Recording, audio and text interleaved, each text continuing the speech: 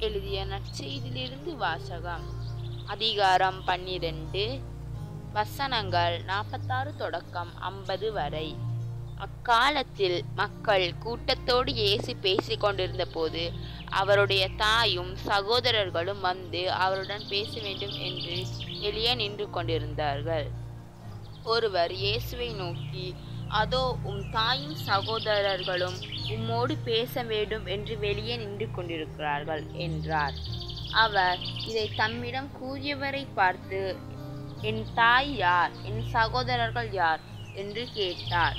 பின் தம் சீடர் பக்கம் கையை நீட்டி, என் தாயும் சகோதரர்களும் இவர்களே, விண்ணகத்திலுள்ள என் தந்தையின் திருவுளத்தை நிறைவேற்றுபவரே என் சகோதரரும் சகோதரியும் ஆவார் என்றார். இது ஆண்டவர் வழங்கும் அருள்வாக்கு. இறைவா, உமக்கு நன்றி.